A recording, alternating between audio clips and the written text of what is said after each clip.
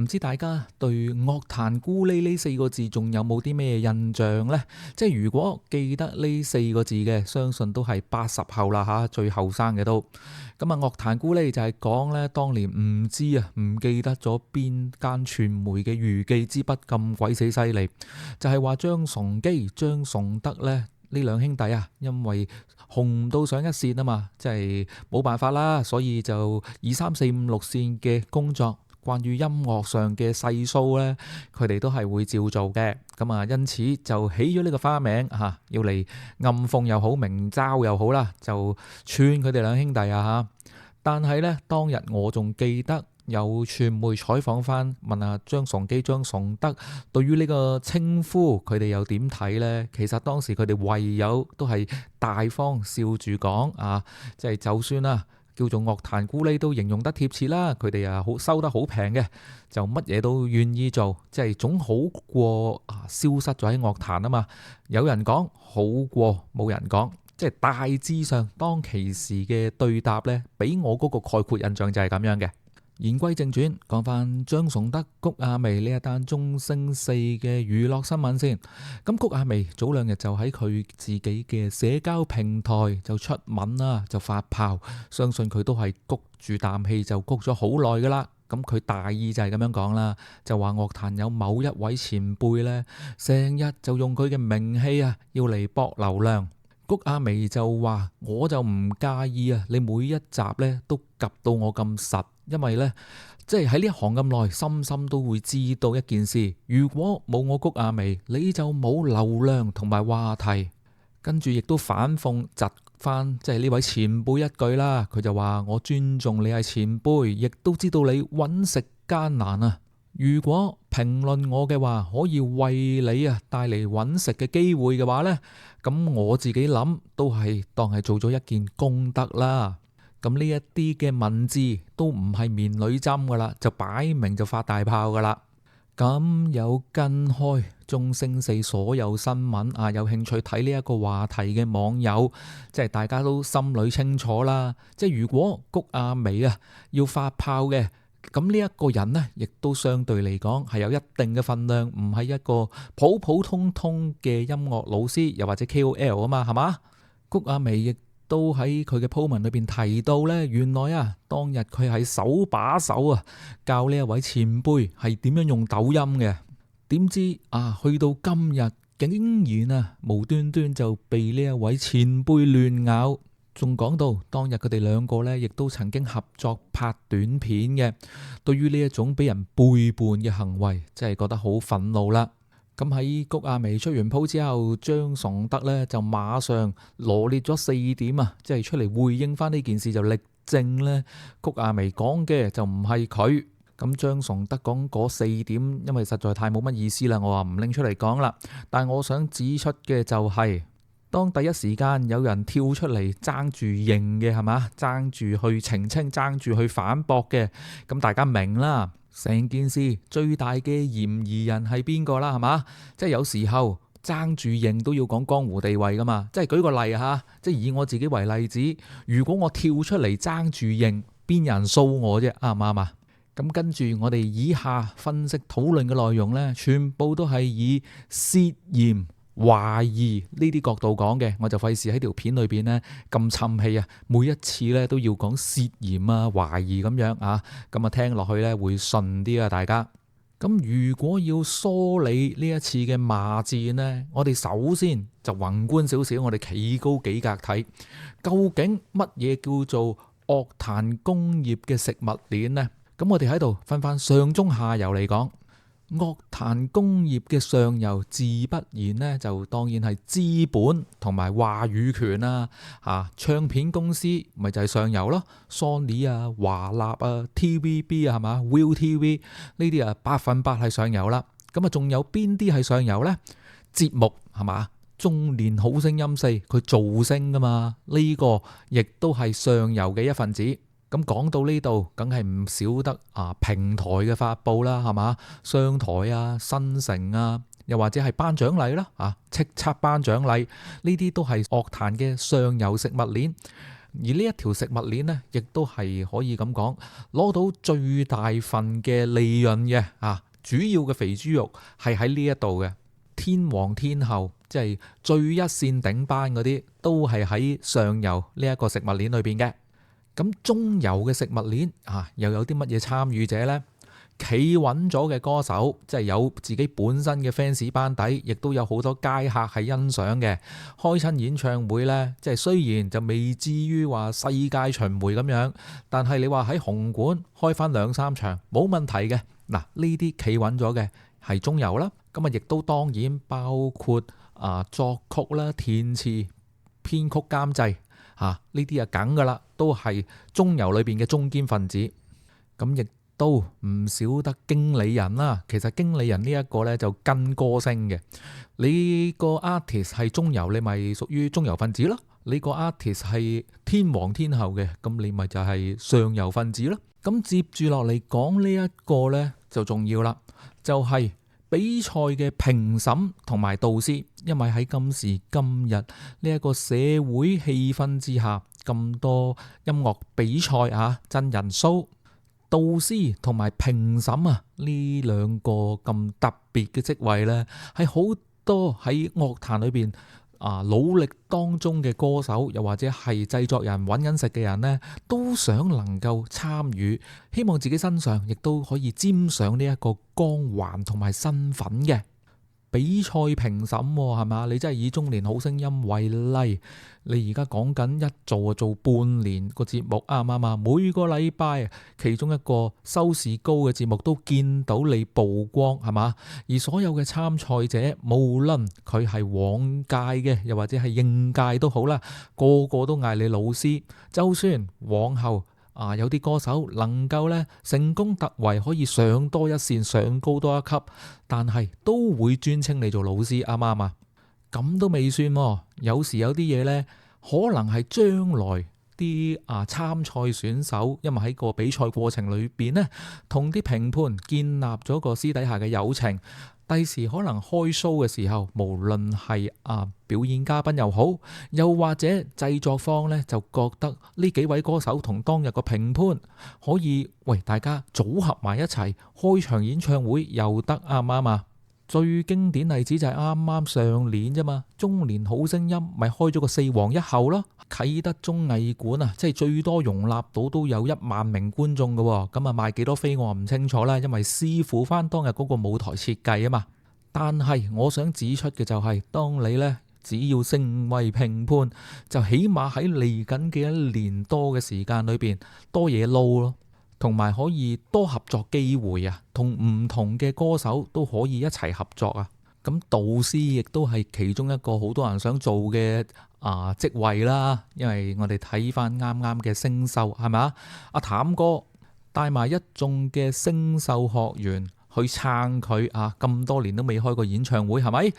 就上台就係師生聯誼，即係撐出個聲勢，就趁住星秀呢一檔節目，阿譚亦都可以開佢嘅個人演唱會。我哋又睇下吳浩康係嘛？第一，佢現在嘅形象就已經係好正面啦。咁另外亦都因為當日小林嗰件事件呢，網民係一致都撐吳浩康，就認為小林呢個後生仔簡直就係不知天高地厚，唔知乜嘢叫做尊師重道。咁亦都有講吳浩康本身依然都係有教唱歌噶嘛，咁你就即係自然去咁樣諗啦。我唔係話專登好功利，樣樣都講錢，但係的確係嘅，你有一當咁成功節目嘅導師身份，自不然就可以吸引到好多學生嚟向你報名噶嘛。因為第一定要有敲門磚，即係至少人哋知道你係吳浩康嘅學生，啱唔啱啊？又或者吳浩康會解釋翻俾佢聽，參加一個歌唱比賽選秀真人 show 應該要注意嘅事情係喺邊啲地方。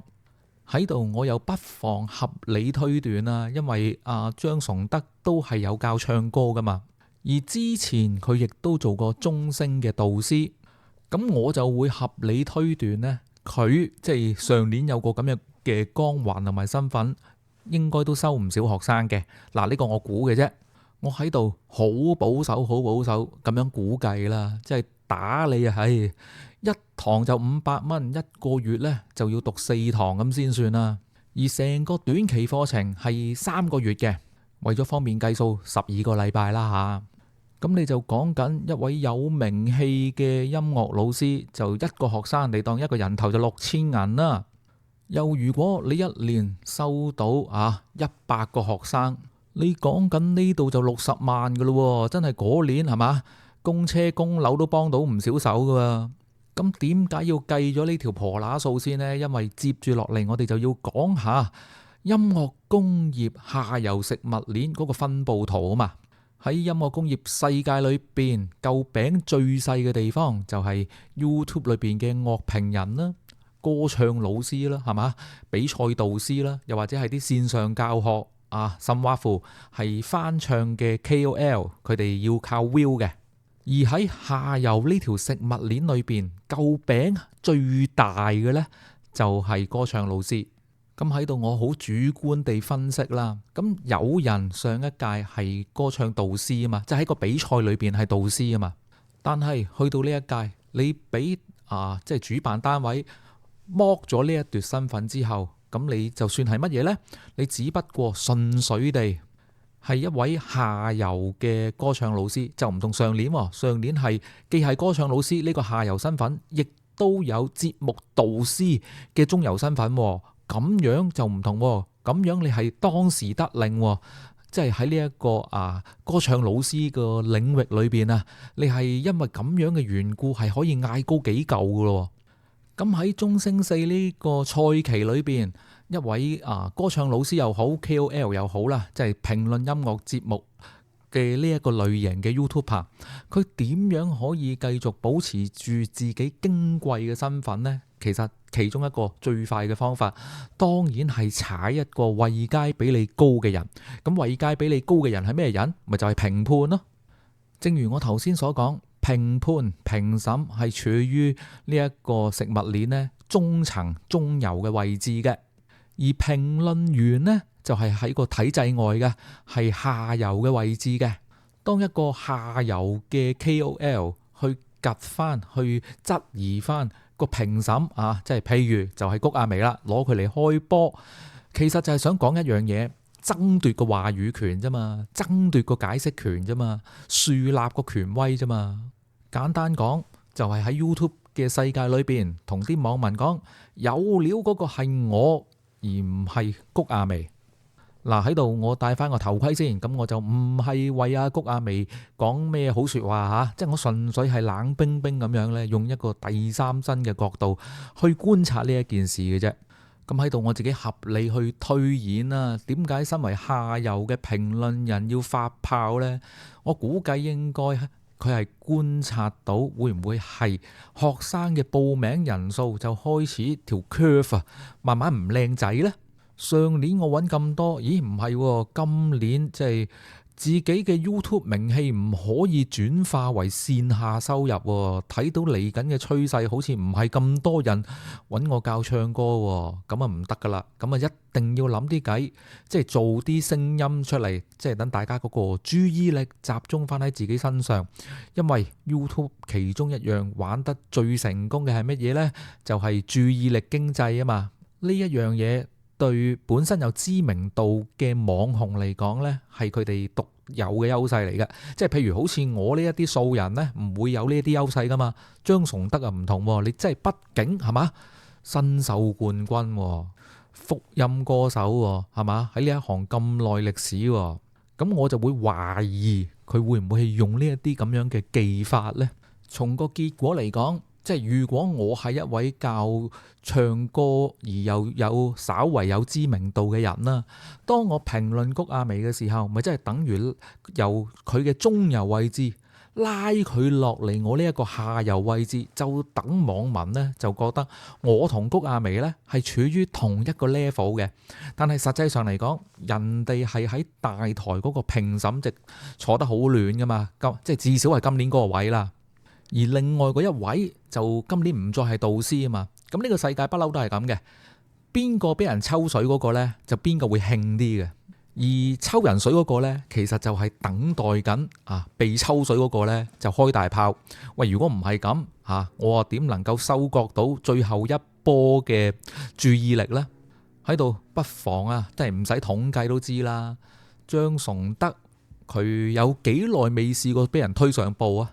咁跟住落嚟，我又有個觀察點想同大家分享一下嘅，即係點解喺上一屆冇呢啲事情發生，但係呢一屆就有呢？會唔會係今年中星四呢一檔節目呢個市場萎縮啊？即係我哋講翻中星三啊，中星三呢，因為聲勢實在太過浩大，就令到我估下好多有心想中年追夢嘅選手就會喺上年呢，就已經係摩拳擦掌，就裝備自己就去學唱歌先，即係整翻幾堂雞精班先至報名啦，唔好講笑啊，係嘛？究竟喺海選嘅時候需要注意啲乜嘢呢？係嘛？係咪要着多件衫呢？個廠有幾凍呢？喂，真係噶，我哋呢啲街外人唔知噶嘛。當望住評判嘅時候，即係個眼光應該放喺邊度呢？即係點樣先至可以喺唱歌嘅時候就盡量貼近自己平時上堂嗰個表現呢？呢一啲係即係個歌唱導師一對一嘅時候傳授嘅心法嚟噶嘛。咁上年個市咁旺，就唔需要再靠花生，即係我咁樣形容啦。呢一把邪火去燒旺個場，本身個場呢就已經係旺到爆炸噶啦。但係我哋睇翻今年，即係頭先我立個眼啦，就見到今年中星四呢有一集係過咗20點嘅，另外一集呢就係啱啱掂到20點，其餘全部都係20點以下嘅個收視。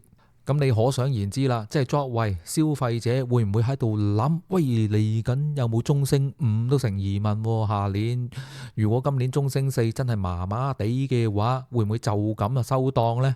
咁如果我今年報歌唱班，咁我咪蝕水係嘛？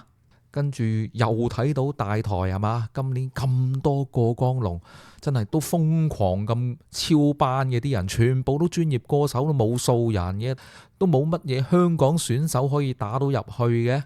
有時即係自己知自己事啦，即係可能我相信自己嘅實力應該入到100強，叫做曝光下或者有人識到下，應該可以打到10幾嘅。即係自己能唔能夠入到10強8強，心裏有數啦。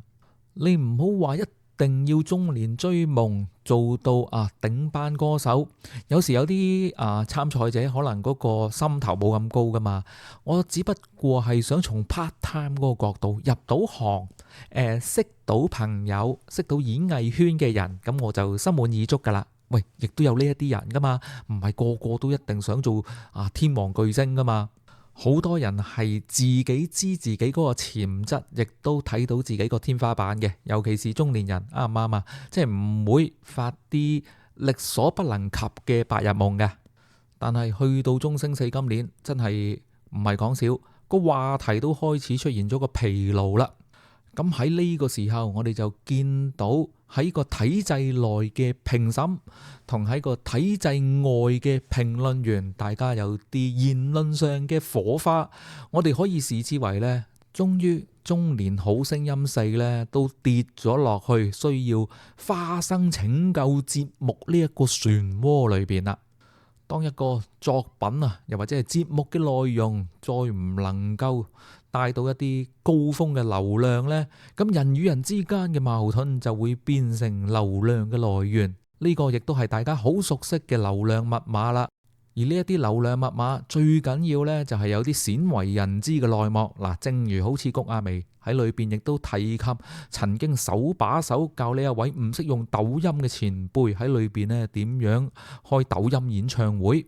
咁下一波嘅反駁又會唔會喺另外一位張崇德上高呢？佢又講對於嗰位後輩呢，我又有啲乜嘢秘訣傳授過俾佢呢？嗱，其實好多網民觀眾都會將個注意力呢就放咗喺呢一啲地方，相信啲娛記們呢亦都係及到實噶啦，因為大家都要刷標題啊嘛，係嘛？從來都係噶啦，有錢揾嘅地方就必定係有江湖嘅。